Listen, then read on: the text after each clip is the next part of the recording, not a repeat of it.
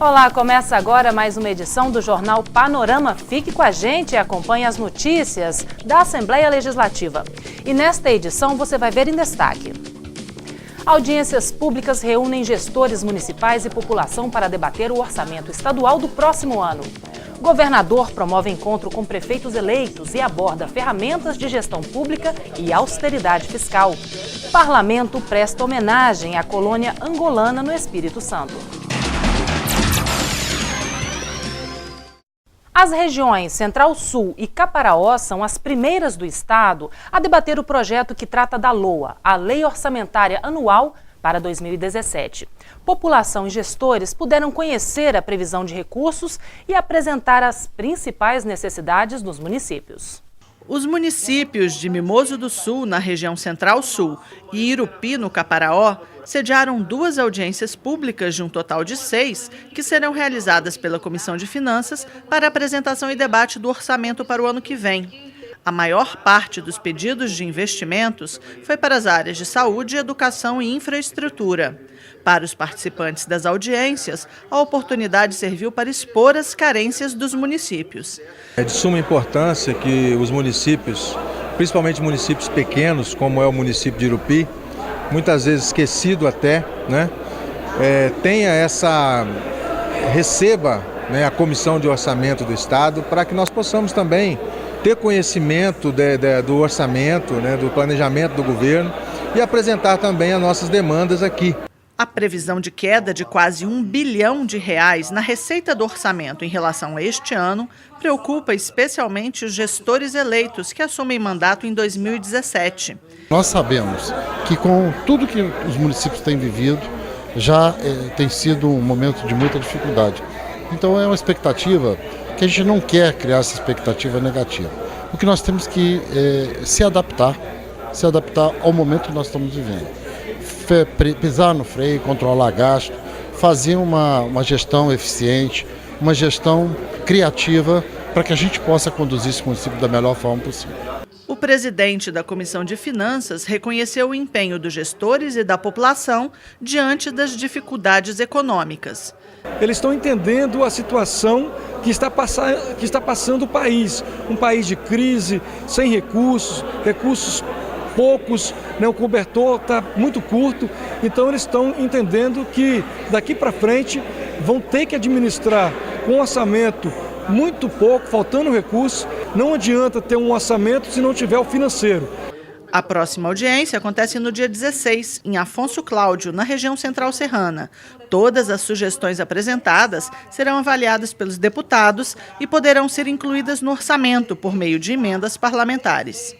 Já na capital capixaba, a situação financeira do Espírito Santo foi pauta de outra reunião do governador do estado com prefeitos eleitos, que assumem no próximo ano. Veja como foi o encontro. O governador Paulo Artung reuniu os prefeitos eleitos para o mandato de 2017 a 2020 de todos os municípios do estado. O encontro com os gestores municipais teve como principais temas de debate as ferramentas de gestão pública, a austeridade fiscal e o empreendedorismo. O evento foi realizado em um hotel de Vitória.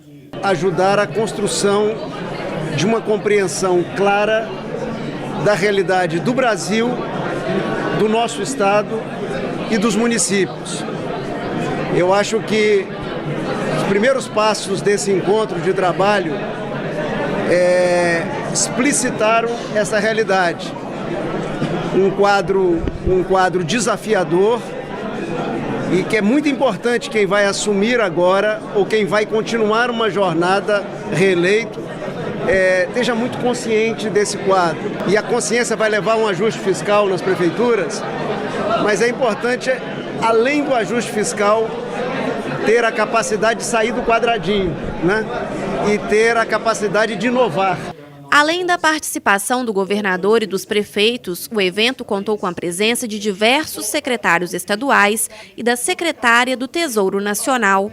Ana Paula Vescov deu um recado para os novos gestores. A crise chegou a todos, a todas as instâncias de governo, a União, governo federal, estados, municípios, cidadãos, empresas.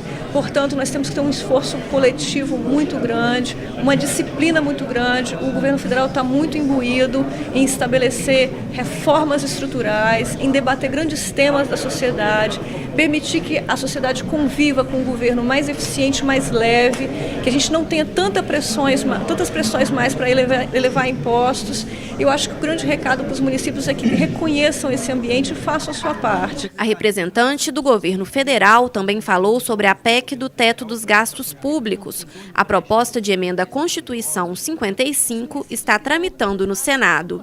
O que nós estamos propondo com a limitação de gastos, de despesas do governo federal por 20 anos à inflação, é uma inflexão muito importante na história brasileira. Desde a Constituição de 88, o Brasil só vem aumentando seus gastos, e esses gastos cresceram muito acima da capacidade da sociedade de coletar impostos e muito acima de uma solvência, de uma condição de nós estabilizarmos a dívida pública.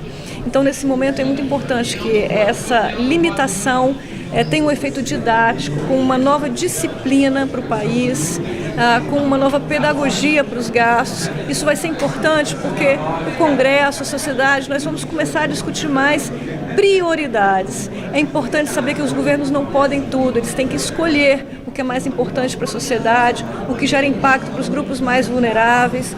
Hoje nós temos uma situação que a maior parte do orçamento federal é usado para não pobres, para pessoas que não precisam tanto dos recursos públicos. Então nós precisamos reverter essa lógica.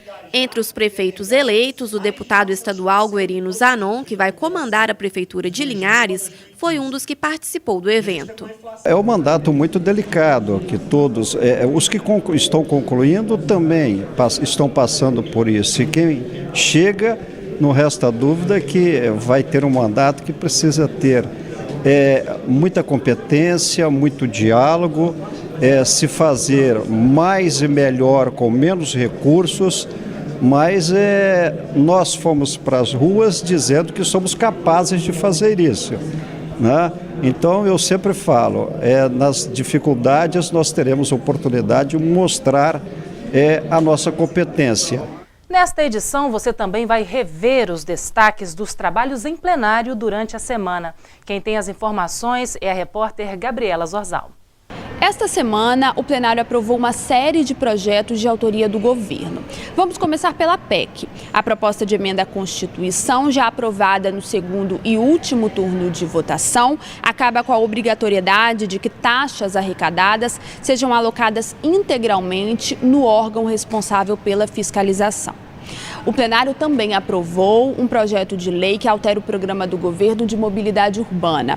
Esse programa foi criado em 2010 com o objetivo de implantar BRT, corredores exclusivos para ônibus.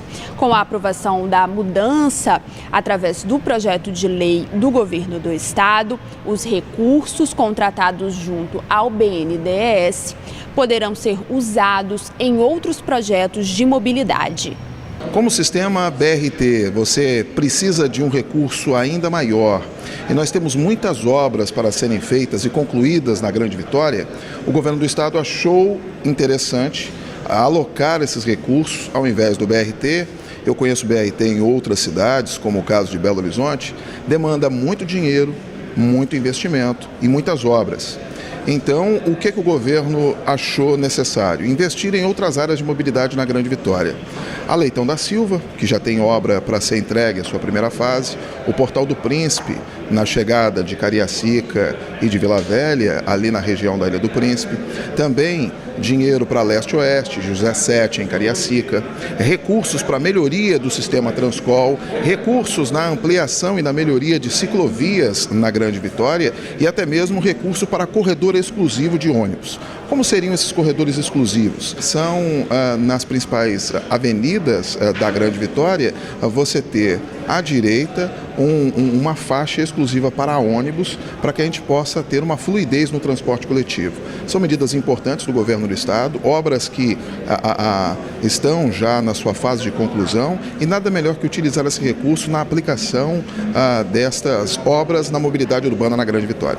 O projeto foi aprovado em plenário, mas recebeu críticas e o voto contrário do deputado Sérgio Majeski. Se derruba uma sessão com uma pauta lotada, são pelo menos 23 itens da pauta que estão lá desde o dia 13 de julho, quer dizer, antes do recesso, e nós não conseguimos apreciar e nem votar. E são projetos de vários deputados, a maioria projetos de deputado, que a gente não consegue dar andamento, porque há sempre essa manobra para se derrubar a sessão por um motivo ou por outro, ou então fazer o que fizeram hoje para dar prioridade aos projetos do governo.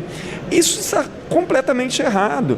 Não é uma questão de criticar ou não os projetos que vêm do governo, mas há de se ter tempo para que as comissões e os deputados entendam pelo menos o que são esses projetos, porque eles acabam sendo votados sem sequer o parecer da Procuradoria. Como eu perguntei no primeiro projeto do governo votado na extraordinária, cadê o parecer da Procuradoria? Não existia.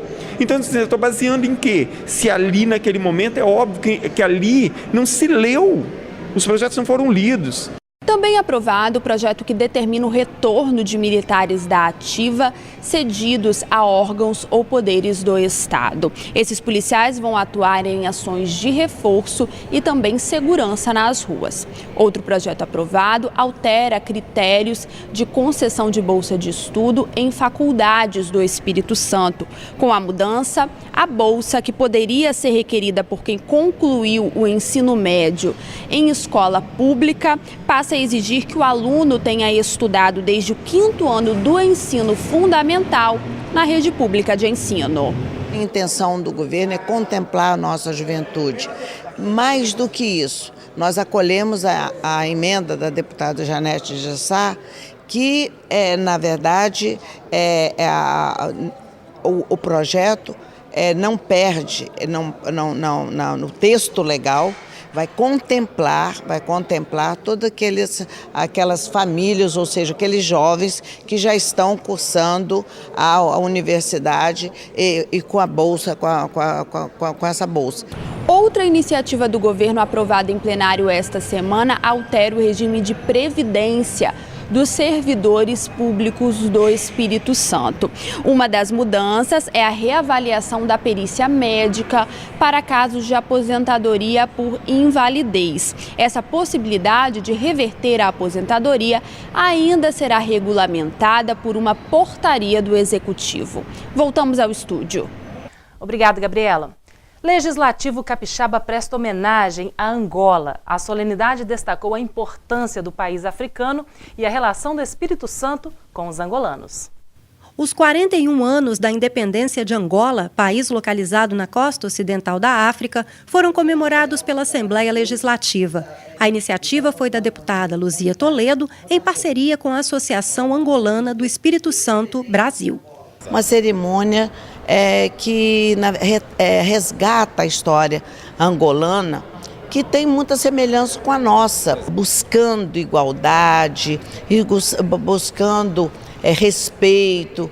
E eu quero só dar os parabéns à Angola, né? Dar os parabéns a essa luta bonita, essa luta com coragem, né? Eles não se vergaram.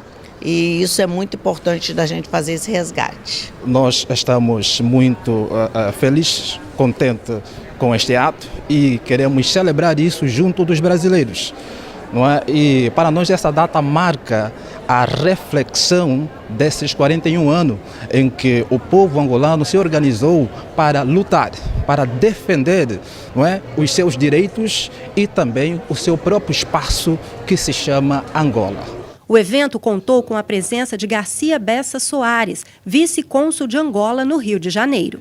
Isso é a expressão clara e inequívoca das relações culturais e consanguíneas que existem entre o Brasil e Angola, particularmente o estado do Espírito Santo, onde a história é clara, tem um dos maiores portos e onde desembarcaram muitos navios negreiros oriundos de Angola para povoar as Américas, no caso o Brasil, inserido no tráfico de escravos perpetrado pelo colonizador. O cantor e compositor Tunico da Vila representou o pai, também cantor e compositor Martinho da Vila, que é o embaixador cultural de Angola no Brasil. Pode escrever o axé dos seus ancestrais. Angola, obrigado, deputada.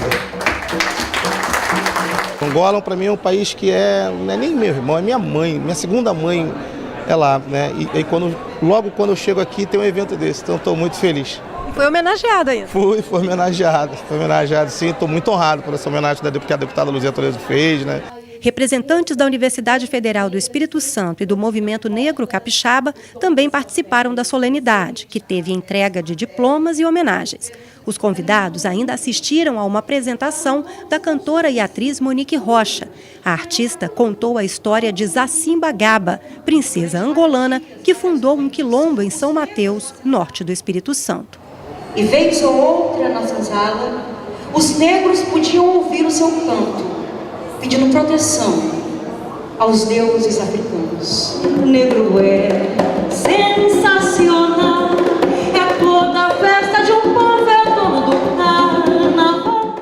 Dia do Coach é comemorado na casa. Em sessão solene, o parlamento reconheceu o trabalho dos profissionais que atuam no estado.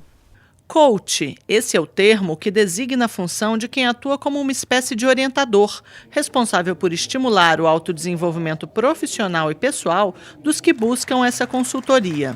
A Assembleia Legislativa homenageou os capixabas que trabalham no segmento. A gente sabe que coaching, traduzido literalmente, seria treinador, alguém que treina a pessoa em determinados aspectos. O técnico de um time de futebol, por exemplo, é um coach. Isso é uma maneira de você entender. O outro, que é bem mais interessante, ele pode ter origem da mesma palavra que vem o cocheiro de uma carruagem, e isso define bem essa metáfora do que esse profissional faz. Ele é alguém que conduz, ajuda a conduzir a pessoa de um ponto A para o ponto B, ou seja, do estado atual para o estado desejado, do ponto que ela quer atingir, da meta que ela quer atingir, do estado que ela está agora para a meta que ela quer atingir. E alguém que simplesmente conduz. Ele não é ele que determina qual é o ponto final. O ponto final é determinado pelo passageiro, então, dessa carruagem. Essa ex-jogadora de vôlei também se tornou coach. Ela montou um centro de treinamento em Linhares, onde estimula o potencial dos praticantes do esporte. Quando comecei a faculdade, em 1999, sempre tive o sonho, de ser treinadora. E daí fui para o meu município trabalhar, atuar em escola, e percebendo que lá no bairro onde eu trabalhava não tinha nenhuma quadra, não tinha nenhuma área de lazer para os meninos, então eu me arrisquei nessa área do voleibol, já que quando mais nova eu era jogadora de voleibol. A princípio foi só para tirar os meninos da rua, E a gente foi ganhando os campeonatos estaduais, e hoje nós temos 7 títulos estaduais e um título nacional. E atletas na seleção capixaba e seleção brasileira. O Dia Estadual do Coach é celebrado em 12 de novembro, conforme instituiu lei do deputado Marcos Bruno. Ele foi o proponente da sessão, mas como não pôde comparecer, o evento foi presidido pelo deputado Bruno Lamas. Foi uma sessão importante que valoriza um profissional indispensável nesse mundo globalizado, nesse mundo competitivo. O deputado Marcos Bruno, com toda a sua sensibilidade, de valorizar esse público. Então é com muito prazer que nós recebemos aqui na Assembleia Legislativa e demos essa oportunidade a você que nos acompanhou através da TV Alice de participar desse bom debate que eu tenho certeza que vai acrescentar muito na sua vida. O Jornal Panorama de hoje fica por aqui. No site da casa e nas redes sociais você confere mais notícias sobre as atividades parlamentares. Muito obrigada pela companhia de sempre. Continue ligado na TV Alice Digital, o seu canal cidadão.